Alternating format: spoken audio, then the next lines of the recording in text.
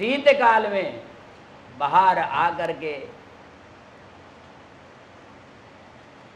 भगवान जी के उस दिव्य स्वरूप का चिंतन करके नाम जाप करते थे।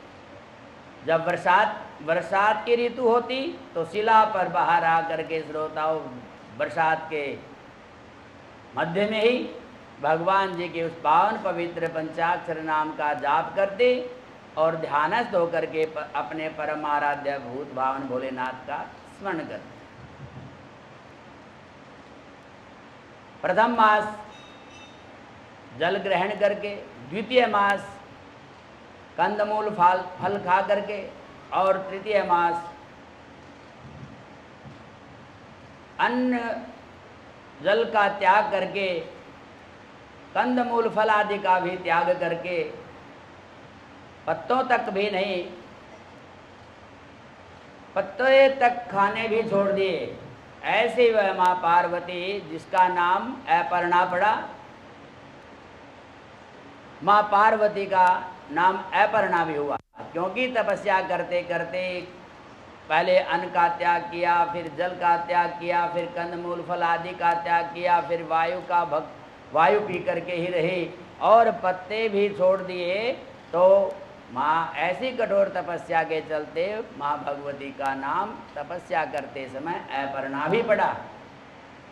तो ऐसी कठोर तपस्या का फल प्राप्त हुआ श्रोताओं, भगवान शंकर जी ने साक्षात दर्शन दिए हैं और भगवान जी ने दर्शन दे करके उनके उद्देश्य की पूर्ति की, आशीर्वाद दिया कि देवी आपकी तपस्या पूरी हुई, मैं अत्यंत प्रसन्न हूँ और तुम्हारा मनोरथ अवश्य सिद्ध होगा। आप जाइए अपने पिता के घर और विवाह की तैयारी करो। मैं विवाह की तैयारी करवाता हूँ, आप प्रसन्नचित होकर के घर लौट जाए। श्रोताओं, माँ पार्वती जी भगवान जी के चरणों में प्रणाम करके अपने घर की ओर प्रस्थान किया और पिता को सारा वृत्तांत कह सुनाया। पिताजी, मैंने अपनी तपस्या के बलबूते भगवान शंकर जी को प्राप्त कर लिया है और भगवान जी शीघ्र ही मुझे अपनाएंगे पत्नी रूप में, इसलिए मेरी तपस्या पूरी हुई। प्रसन्नचित होकर के माँ पार्वती ने अपने पिता हिमालय को बतलाया। इतने में ही भगवती मैना भी आ गई। मैना भी ने सुना और माता ने भी अपनी पुत्री को उद्देश्य में सफल हुई, जिस लक्ष्य को लेकर के गई थी उस लक्ष्य को प्राप्त किया। ऐसे अपनी बेटी की सफलता को देख करके माँ मैना भी अत्यंत प्रसन्न हुई और हिमालय भी। फिर तो क्या था श्रोताओं, हिमालय ने अपने नगर की शोभा बढ़ानी शुरू कर दी। सारी विवाह की जो तैयारियां होती हैं उनके लिए तत्पर हो गए, तैयार हो गए हैं। रंगोली सजने लगी हैं, धर्म ध्वजा फहराने लगी हैं, दीवारों पर जो है चित्रकारी होने लगी हैं और बिंद्रवाल आम के पत्ते आदि से सजने लगी हैं। फूल माला जो भी द्रव्य शुभ शगुन होता है वो लेकर के सभी आने लगे हैं। इस प्रकार श्रोताओं, माँ पार्वती की बात सुन करके अपने उद्देश्य में सफल होने के बाद ये सब सारा वृत्तांत कह सुनाया और वहाँ विवाह की तैयारी चल पड़ी और भगवान शंकर जी भी अपने वहाँ गंतव्य स्थान पर जा करके विवाह की तैयारी में लग गए हैं। तो श्रोताओं, कल माँ पार्वती और भगवान शंकर जी का विवाह का प्रसंग सुनेंगे और मंगल उत्सव होगा। सो आप समय पर आकर के भगवान जी के उस मंगल विवाह उत्सव में सम्मिलित होकर के अपने को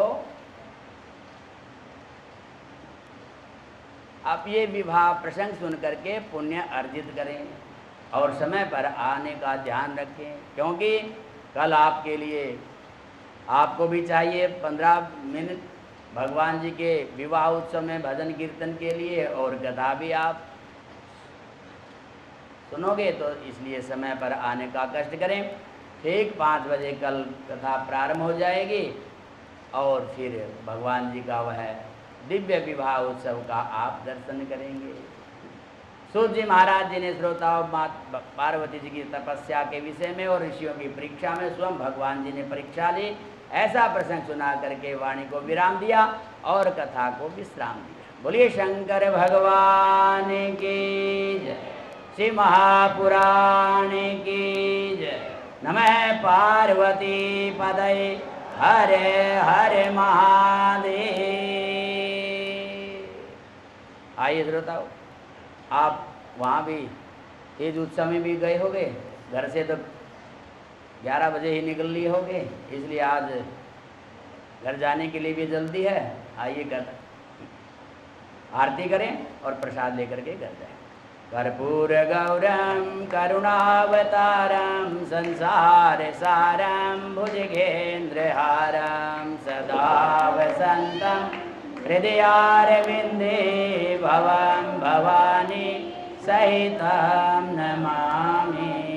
भगवान जी के ऋणानुरागी कन्हैया लाल शर्मा जी हमारे मध्य में हैं। एक घर घर गीता और गीता का पाठ घर जाकर के किसी भी भक्त की इच्छा हो निःशुल्क करते हैं। बड़े परोपकारी हैं। जो आज दो वचन हम उनके मुखारविंद से सुनते हैं। व्यासपीठ को प्रणाम करते हुए मातृशक्ति बंधुओं, मैं केवल 2 मिनट आपसे लेता हूँ कि जो अभी आचार्य जी ने बताया कि आप जो शिव पुराण की कथा सुन रहे हैं, तो मानस में गोस्वामी जी कहते हैं कि जब तक माँ पार्वती और पिता महेश्वर उनके द्वारा श्रद्धा और विश्वास का आशीर्वाद जब तक प्राप्त नहीं होता, यानी अगर हमारे हृदय में वो भाव उत्पन्न नहीं होता, जब तक हम उस कथा में प्रवेश तो कर जाएंगे, कानों से श्रवण भी करेंगे, लेकिन उसको आचरण में व्यवहार में डालने में जो है तब तक जो है नहीं होगा, जब तक कि उनका आशीर्वाद हमें न प्राप्त हो। गोस्वामी जी ने कहा है, भवानी शंकरो वंदे श्रद्धा विश्वास रूपिणो, यानी माँ पार्वती और शंकर भगवान जो है श्रद्धा और विश्वास के रूप हैं। और व्याख्याम विना न पश्यन्ति सिद्धा स्वांतस्तम ईश्वरम, जो सबके हृदय में परम तत्व चेतन तत्व जो है उनका, उसका दर्शन जो है तभी होगा जब उन्हें हमें माँ पार्वती और शिव शंकर का जो है वो श्रद्धा और विश्वास का आशीर्वाद मिले। मैं ओम प्रकाश शर्मा आचार्य हूँ। गीता का हम प्रचार प्रसार करते हैं, श्रीमद् भगवद गीता का, और सभी जगह हम यही निवेदन करते हैं कि देखिए जीवन में हमें किस प्रकार जीना चाहिए, वो हम अपने कर्तव्य कर्मों को करते हुए भगवत प्राप्ति कर सकते हैं।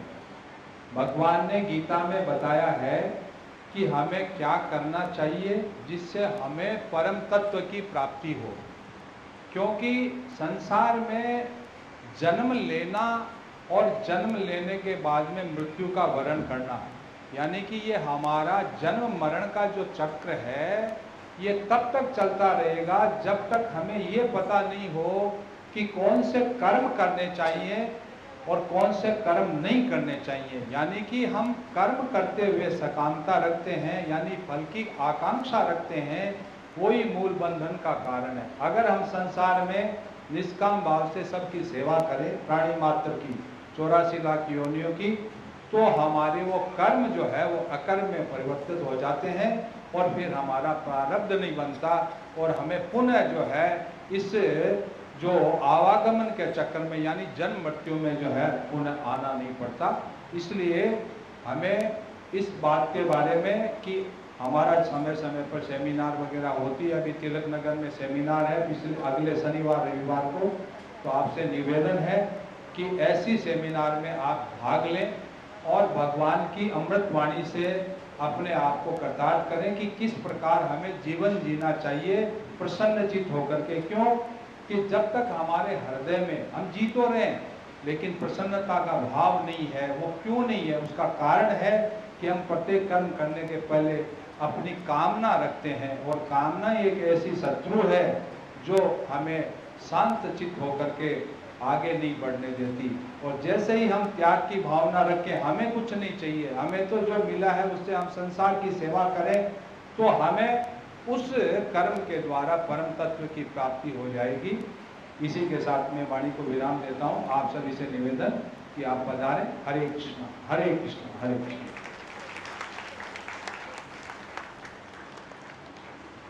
बोलिए शंकर भगवान की। आचार्य जी ने नागर में शास्त्र वाली बात है, कारगर विवर्तन कह करके हमारे को बतलाया। तो आचार्य जी का बहुत बहुत धन्यवाद।